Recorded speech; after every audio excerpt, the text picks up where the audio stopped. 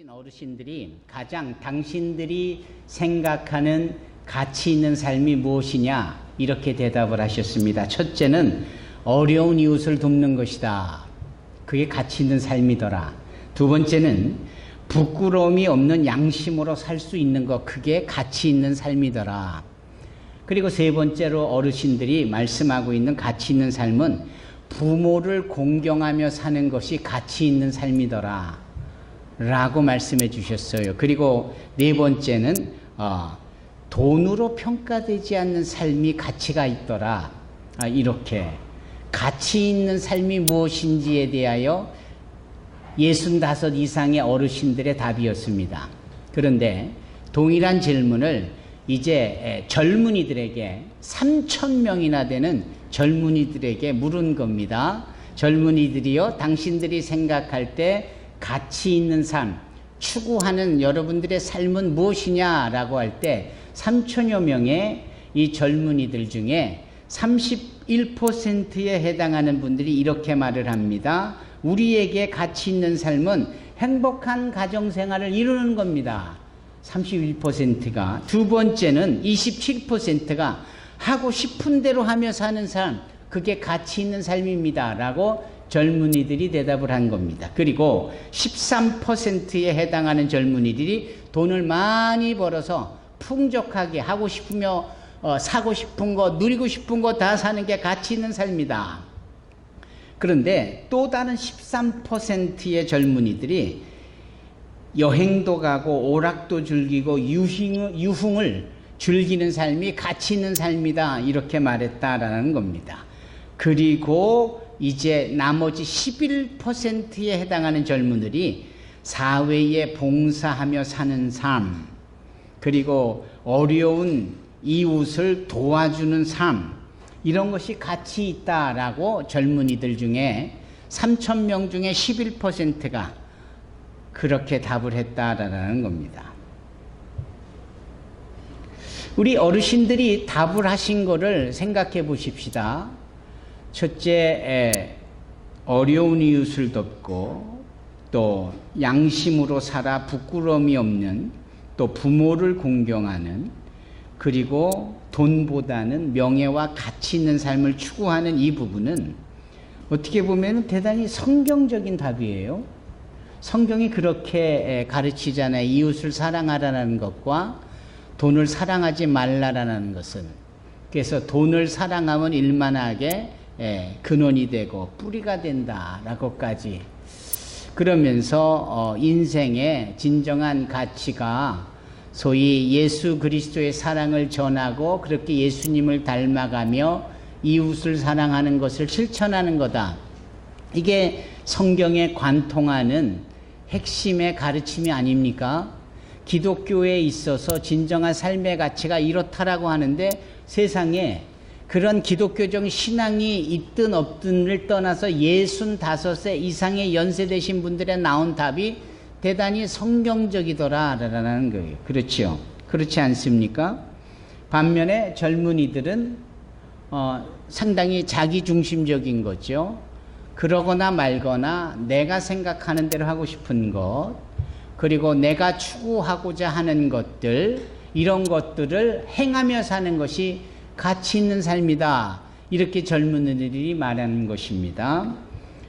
그러면 같은 질문, 가치 있는 삶이 뭐냐라고 할 때 왜 이 어른들의 답과 그리고 젊은이들의 답이 사뭇 다를까 하는 점입니다.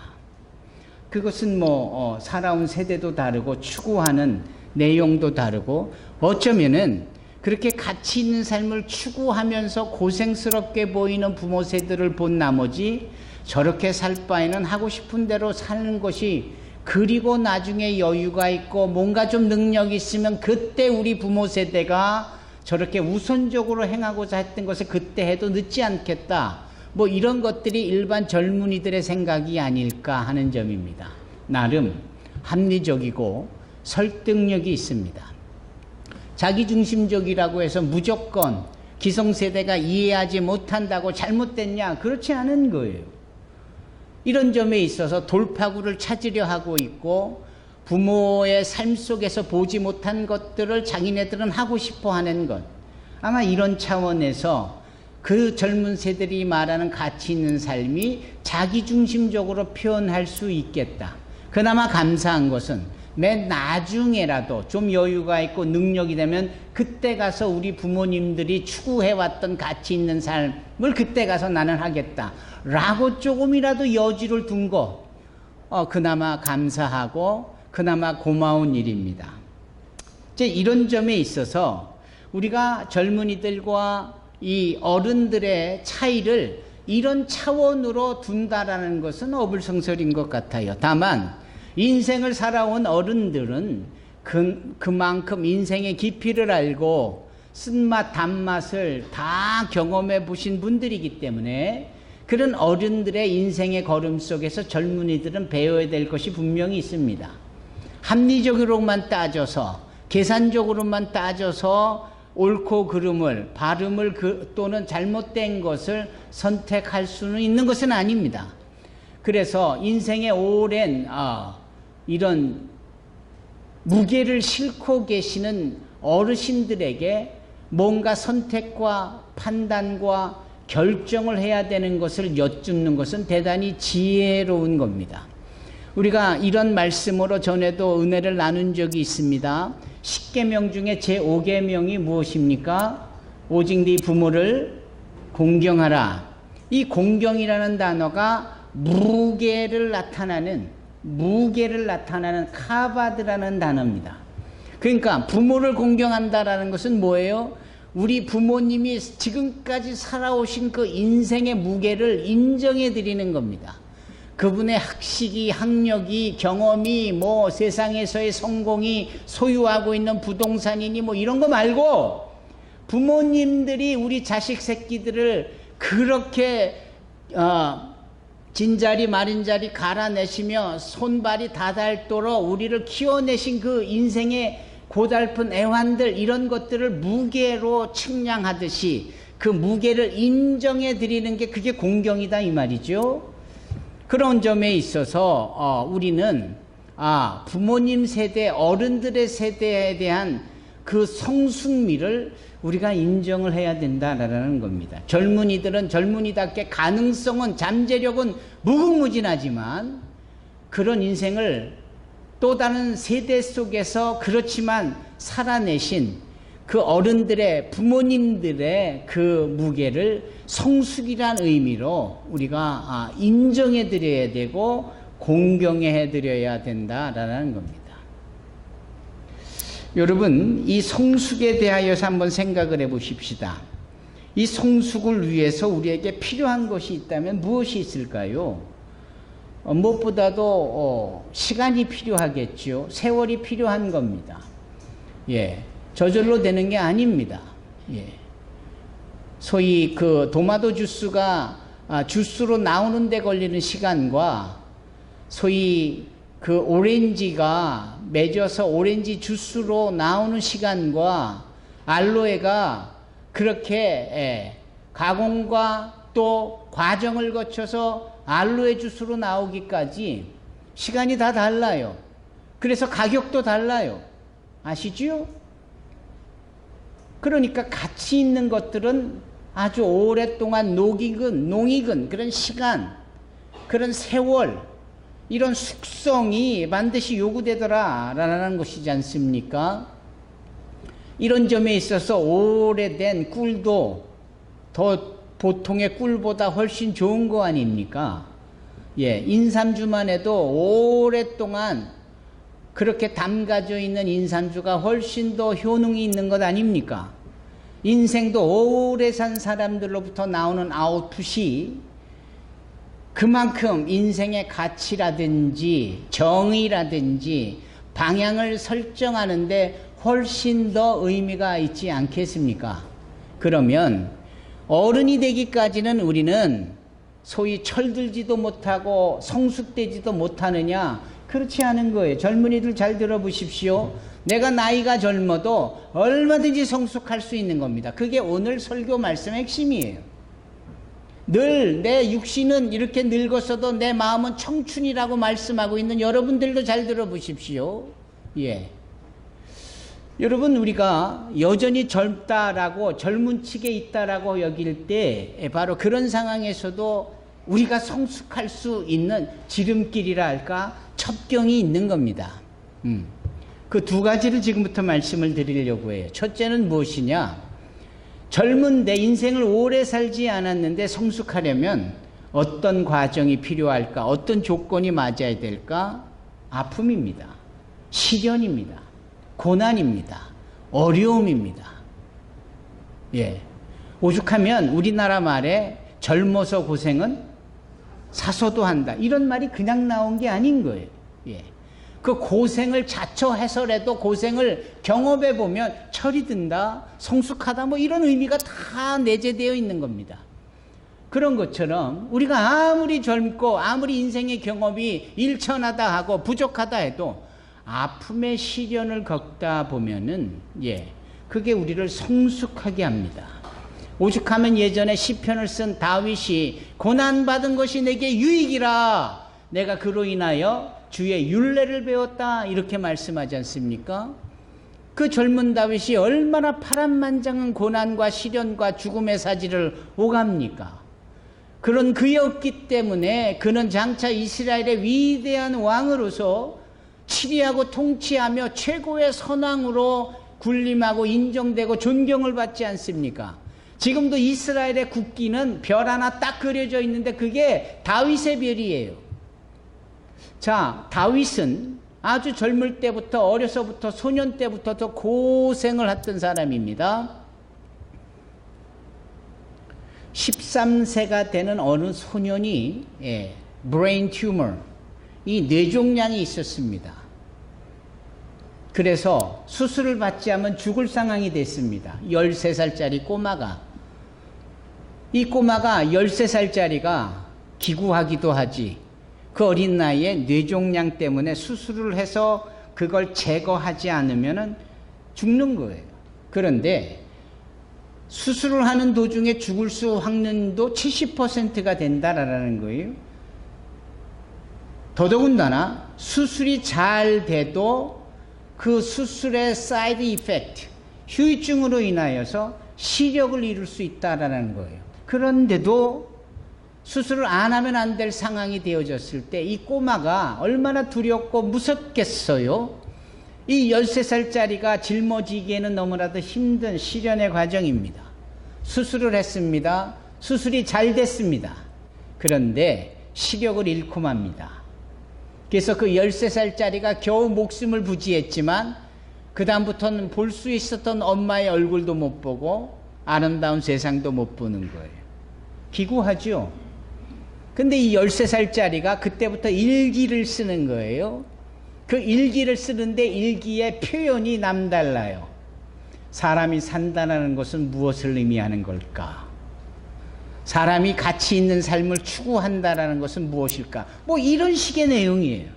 그러면 지천명의 나이, 소위 하늘의 뜻을 안다라는 나이가 50이라고 할 때 보통 50대 줄에 들은 어른들이나 표현할 수 있는 가치 있는 삶 산다는 게 뭔지 뭐 이런 식으로 쭉 얘기할 수 있는 것을 13살짜리 꼬마가 그걸 자기 일기에다 이렇게 써나가는 거예요.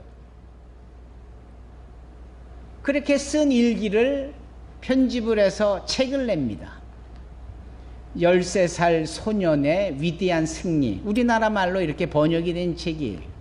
그 책을 읽어보면 어른들이 고뇌하고 고민하고 인생의 가치와 인생의 삶의 무게와 같은 것들이 이 13살짜리의 그 시련과 고통과 위험의 사지를 경험한 그 상황에서 고백이 되어지는 거예요. 바꿔 말하면 성숙이라는 것은 이런 시련과 이런 고난과 이런 고백을 통해서도 얼마든지 가능하겠다라는 겁니다. 끔찍하죠, 한편으로는. 그럼 내가 젊은데도 성숙하려면 이런 식의 불행을 반드시 겪어야만 하는가? 여기에서 고민이 잇따르잖아요.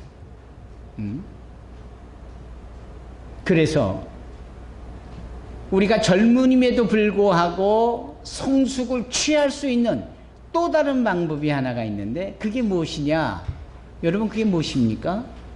하나님의 말씀이. 하나님의 말씀이 그렇다니까요. 오늘 본문의 말씀 우리 수연 양이 읽은 말씀이 그래요. 여기 주보에 나와 있는 어린이용 버전만 가지고도 설명이 돼요. 청년이여 네 젊은 시절을 즐거워하여라. 마음껏 너 하고 싶은 대로 다 해라. 네가 가치 있다라고 여겨지는 것처럼 여흥도 즐기고 돈도 많이 벌고 아까 3,000명의 우리 학생들이 그렇게 젊은이들이 얘기할 것처럼 하고 싶은 대로 다 해라. 젊을 때 네 젊은 시절을 즐거워하라. 네 젊은 날에 마음을 기쁘게 하여라. 네 마음이 원하는 것과 네 눈이 보는 것을 따라 즐겨라. 그렇지만 여기서부터지요. 그렇지만 이 모든 일들에 하나님의 심판이 있다는 것도 기억하여라. 하고 싶은 거는 다 할 수 있으나 거기에 대한 책임을, 거기에 대한 결과물에 대한 하나님의 심판, judgment가, 평가가, assessment 있을 것이다 이 말씀이에요. 근데 여기에서 청명들이 허걱할 수 있겠죠. 하고 싶은 대로 하는 것이 능사가 아니구나. 만왕의 왕이 되시고 만물의 창조주 주관자 되시며 역사의 통치자 되시는 하나님이 나의 젊은 시절에 하고픈 대로 하는 이 모든 것들에 대한 점수 매김, 평가가 있는 거구나. 이런 말씀이에요. 그러므로 네 마음에서 불안을 없애고 나쁜 일을 없애라. 너의 젊은 때는 빨리 지나가 버린다. 그러므로 너는 네 젊음의 날에 곧 네 괴로운 날들이 닥치기 전에 이제는 사는 것에 낙이 없구나 라고 말하는 그 노인 세대가 되기 전에 창조주 하나님을 기억해라. 여러분 이게 지름길입니다. 이게 비결입니다. 하고 싶은 거 다 하세요. 그러나 거기에 대한 평가가 하나님에 의해서 주어진다는 사실 앞에 하고 싶은 것을 다 한다고 능사가 아니겠구나. 소위 자유의지, free will 이게 다가 아니다라는 겁니다. 하고 싶은 것 중엔 죄도 있을 거 아니겠어요. 하고 싶은 것 중엔 남을 해코지하면서까지도 내가 쟁취에 대한 승리에 대한 욕심도 있을 거 아니겠어요. 그걸 다 한다고 나만 좋다고 그게 가치 있다, 승리했다, 1등했다, 성공했다 그렇게 평가받고 하는 이 모든 것들에 대해 아니야. 너는 그 알량한 그런 것을 하기 위해서 남을 무시했고 남을 도와주지 않았고 남을 멸절했고 남과 경쟁하면서 반칙했고 시험 보면서 컨닝했고 그래서 점수를 좀 받은들 뭐 그리 대수였겠느냐 라는 하나님의 평가, 심판이 있다라는 거예요. 그래, 내가 보니 너는 젊을 때에 비록 남들은 다 추구하는 것에 관심을 두지 않았어도 내 앞에 거룩하게 살았고 내 앞에 의롭게, 즉 옳게 살았고 너보다 어렵다라고 여기는 사람을 위하여 도우려고 애쓴 점도 많았고 비록 너는 늘 2등 또는 3등 아니 꼴찌에 있는 것 같았어도 너는 그 누구보다도 마음의 평안함을 누렸고 네가 가는 곳에는 언제나 평안이 있었고 문제가 해결되어지는 너 자신의 삶이 피스메이커였고 그러므로 너는 정말 잘했다. 내가 칭찬한다. 내가 너에게 상급을 주마. 이런 하나님의 평가도 심판 것 중에 하나인 거거든요. 이거를 염두하자라는 겁니다. 근데 언제 이런 걸 해야 된다라는 거예요. 1층에서도 제 말씀을 잘 들리시지요? 성경에 이렇게 젊을 때에 준비된 자들이 얼마나 많습니까? 출애굽에 나오는 요셉이 그렇지 않아요? 아까 말씀드린 다윗이 그렇지 않아요? 저 바벨론에서 그 화이트 컬러들을 대상으로 리더십을 발휘했던 다니엘도 젊은 자 아닙니까? 사드락 메삭 아벳느고도 다 젊은이들 아닙니까? 에스더도 젊은 자매였고요. 그리고 모압 이방인 여인이 있지만 어머니를 따라 그 시집에 들어와 여호와 하나님을 섬겼던 모압 여인 룻도 젊은이였습니다. 신약시대로 와보면 예수님의 제자들이 다 젊은 사람들이었어요. 사도 바울이 젊었고 사도 바울의 제자인 디모데도 젊었고, 아볼로도 젊었고, 실라도 젊었고, 마가도 젊었고, 요한도 젊었고, 다 젊은 사람들이 젊을 때에 하나님을 섬기며 시공을 넘어 우리에게 젊을 때에 하나님을 기억하고 창조주 하나님을 따랐던 위대한 사람들로 나타나지고 있는 겁니다.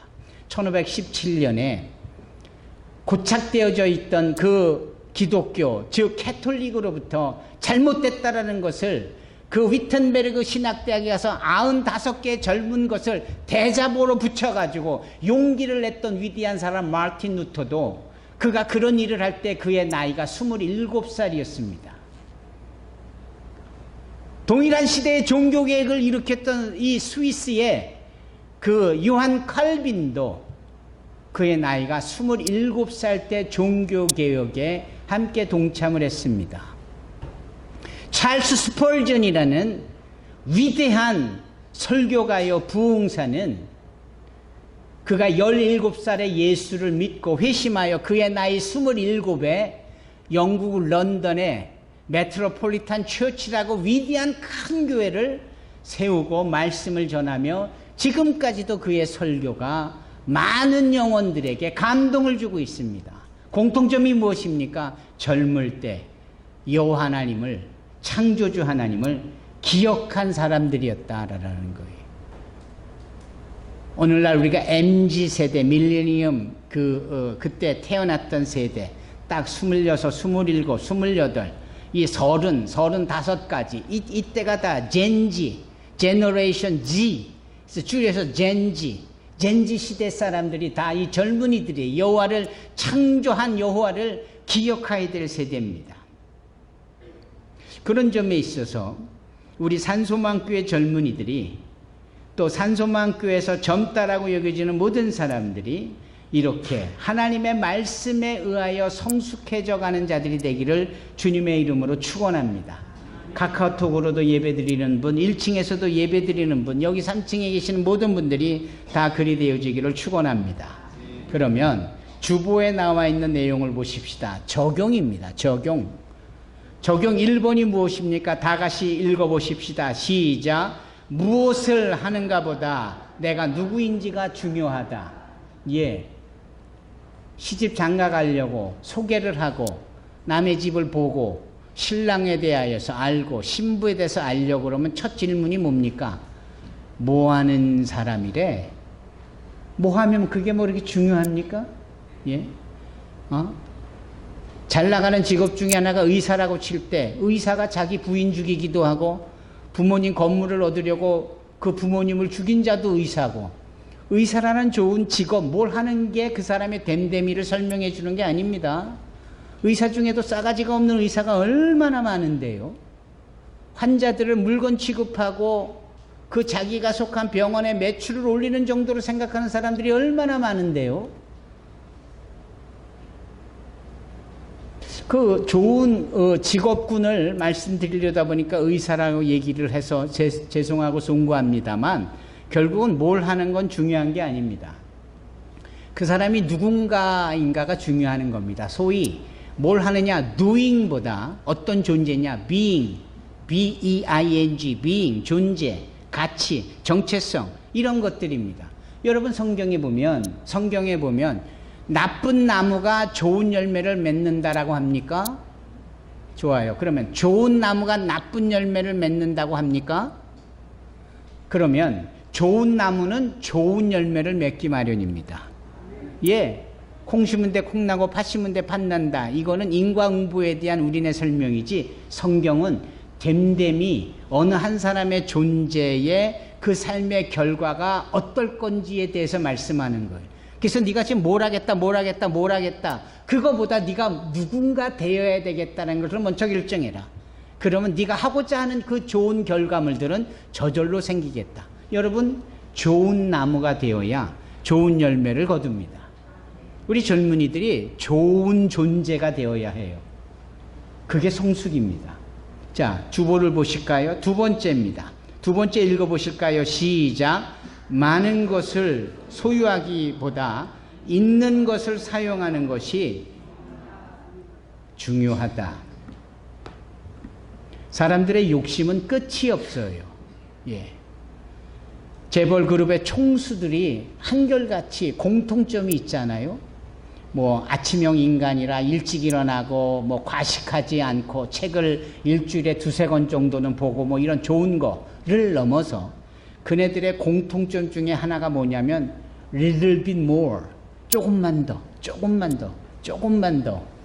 이게 그들에게는 아주 생활이 된 겁니다. 네. 예, 그래서 더 많이를 요구하고 외치는 거예요. 그러나 그게 능사가 아니다라는 겁니다. 여러분, 가지고 있는 것을 더 많이 가지려고 애쓰는 것보다 있는 것 가지고도 충분하니 그걸 가지고 감사할 수 있고 기뻐할 수 있는 것이 그게 더 중요한 거 아니겠습니까? 어느 과부가 그 두랩돈이라면 우리나라 돈으로 한 400원 정도 하는 거예요. 한 랩돈이 200원이니까 두 랩도 한 400원 정도 되는으로 헌금을 합니다. 이 과부가 그때 그 돈밖에 없었어요. 그런데 이 과부 전에 많은 부자들이 헌금을 하는데 온갖 퍼포먼스를 동원하고 그럴싸하게 연출하고 그렇게 헌금을 해요. 그 직후에 한 이 과부가 그 위축된 발걸음으로 연보계에 달랑 2랩돈을 넣습니다. 그런데 주님은 그 여인에 드린 2랩돈이 이 과부의, 이 여인의 전체 재산임임을 강조합니다. 여러분, 많고 적음은 중요한 게 아닙니다. 있는 것을 가지고 마음을 표현하는 것, 이 부분이 주님이 보시는 내용이에요. 우리는 너무나 거칠에 허례의식, 이런 거에 너무 빠져 있어요. 어쩌면 그걸 신앙 가운데도 적용을 해서 여러분 정말 있는 것 가지고도 감사하며 기뻐하고 오늘날 미니멀리즘, 최소주의로 살아가면서 하나님께 감사하는 것, 그게 더 중요한 겁니다. 젊은이들 특히 이런 거예요. 젊은이들이 뭐 투자를 많이 해서 집을 사기를 당하고 어쩌고 저쩌고 너무나도 슬픈 소식이 많이 들리는데 젊은 사람들이 왜 그리 한탕주의에 빠지고 젊은 사람들이 뭐 그렇게 물질에 현혹이 되어져서 여기저기 빚을 끌어다가 투자를 하고 이렇게 패가망신을 하느냐고. 무엇이 더 중요한지를 모르는 결과가 아닙니까? 세 번째 내용을 한번 보십시다. 세 번째를 읽어보십시다. 시작. 섬김을 받는 것보다 섬기는 것이 더 중요하다. 원래 섬긴다라는 이 부분을 영어로 minister이라고 표현을 합니다. 이것은 목사라는 의미도 있고요. 그런데 정부에서 소위 장관들을 그렇게 minister라는 동일한 단어를 씁니다. 그거는 섬기기 때문에 국가가, 정부가 인정하고 위임한 거다, 이런 의미예요. 이런 점에 있어서 섬긴다라는 것은 종의 마음을 가지고 남을 위하여 헌신하는 것을 의미합니다. 우리 주님도 이 섬기러 이 땅에 오셨다라고 말씀하잖아요. 그분이 섬김을 받으러 오신 분이 아니잖아요. 오히려 젊은이들이 바로 이런 부분에 있어서 대단히 현혹될 수 있고 문제가 생길 수 있겠다라는 거예요. 항상 상석에 앉으려고, 항상 중앙에 서려고 그냥 이렇게 마음 쓰고 아기다툼하듯이 하는 사람들이 얼마나 많습니까? 아예 낮추어서 남을 우선 세우고 말석에 앉고, 참 그게 인간적 매력이고 가치 있는 삶이기도 하고 얼마나 좋은지 몰라요. 네 번째, 성숙한 사람들로서 당연히 그것을 이루기까지 적용해야 될 내용, 네 번째 거를 읽어보십시다. 시작. 영적인 자산이 육적인 자산보다 더 중요하다. 아멘. 그럼요. 영적인 자산은 영원하잖아요. 육적인 자산은 내가 사는 날 동안 그때뿐이잖아요. 그러니까 유효한 시간만 봐도 영적인 것이 얼마나 중요한지, 그리고 영적인 것은 하나님과의 관계에서 주고받는 자산이잖아요. 육적인 자산은 열심히 하면, 노력하면 어떻게 해서든지 벌어지고 소유하고, 그건 내 땀으로, 내 의지로, 내가 운이 좋아서 별의별 수식을 다 동원하면서 나를 공치사하면서 보일 수 있는 것이 나의 육적인 자산이에요. 그러나 그게 하나님하고 무슨 상관이 있다라는 겁니까? 영적인 자산은 하나님이 위로부터 우리에게 복을 주시고 우리가 그걸 받아 누리는 게 이게 영적 자산이 아닙니까? 어느 교회 젊은 청년이 있었는데 성가대에서도 열심히고 주일학교 교사라도 열심히였고 그리고 얼마나 부지런한지 새벽 예배도 빠지는 법이 없었던 이 젊은이가 하나님께 기도하면서 복을 얻어요. 그러니까 이 젊은이가 하는 일마다 그 비즈니스가 잘 되는 겁니다. 하는 일마다 그냥 마이다스의 손에서 나오는 것처럼 결과물들이 좋은 거예요. 문제는 여기서부터입니다. 이 청년이 너무 많은 일들을 감당하며 너무 성공적인 비즈니스를 하다 보니까 몸이 고나고 지치다 보니까 이제 새벽 예배를 한 번 빠지게 되고 두 번 빠지게 되고 언제 그랬느냐 새벽 예배하거나 담을 쌓게 돼요. 그 수요 예배도 빠지게 되고 금요 예배도 빠지게 되고 원래 주일 예배도 안 나오기 시작을 하는 거예요. 바쁘고 할 일이 많고 골프 접대도 해야 되고 뭐 별의별 많은 일들이 있는 거죠. 본인도 마음 한쪽이 불편합니다. 목사님 오셔서 저를 좀 축복해 주시고 예배 생활도 잘할 수 있게 해달라고 기도해 주세요. 네, 목사님이 찾아갔습니다. 그리고 기도해 주는 거예요. 손에 머리에 손을 얹고 안수기도 해 주는 거예요. 뭐라고 안수해 두냐? 하나님 이 젊은이를 망하게 해 주시옵소서. 이 젊은이가 이루었던 이 사업체가 뱅크럽 아주 쫄딱 망하게 해 주십시오. 그래서 다시는 주일 예배 빠지는 일이 없도록 새벽 예배도 나오고 예전에 나왔던 그 모든 신앙의 회복이 이 비즈니스의 망함으로 인하여서 있게 해달라고 이 청년이 회개합니다. 이 청년이 눈물을 흘리고 통해 자복합니다. 그 다음 뒤에 망했는지는 모르겠어요. 중요한 건 이 청년이 다시 교회에 열심히 나오며 그랬다라는 거예요. 여러분, 우리에겐 지금 오늘 키워드가 성숙이라는 이 부분으로 젊을 때에 창조주 하나님을 기억하면서 이 성숙을 이루어야 된다라는 이 말씀을 하고 있습니다. 우리 젊은이들이 산소망교회 젊은이들이 꼭 이렇게 하나님의 말씀에 근거하여 무엇이 더 중요한지를 깨닫고 삶에 적용하여 성숙한 자로서 많은 열매와 결실을 거두기를 바랍니다. 마태복음 16장에 뭐라 합니까? 누구든지 나를 따르려거든 자기를 부인하고 자기 십자가를 지고 나를 따르라. 주님이 말씀하세요. 자기가 하고 싶어하는 자기가 말하는 가치 있는 삶은 내려놔라. 부인하라라는 거예요. 그러나 내가 마땅히 행해야 될 나의 십자가는 내가 져야 되는 거죠. 부모님의 자녀로서 부모를 공경하여야 되는 것, 학생으로서 열심히 공부해야 하는 것, 교회 성도로서 열심히 교회에 나와 예배드리고 하는 이런 신앙생활 모든 것들이 다 십자가 있는 거예요. 여러분들의 십자가를 지시고 여러분들을 부인하면서 주님을 따를 때 창조주 하나님의 역사가 저와 여러분들의 삶을 책임져 주실 줄로 믿습니다. 기도하겠습니다. 거룩하시고 사랑이 많으신 좋으신 하나님, 창조주 하나님, 만왕의 왕이 되시는 하나님,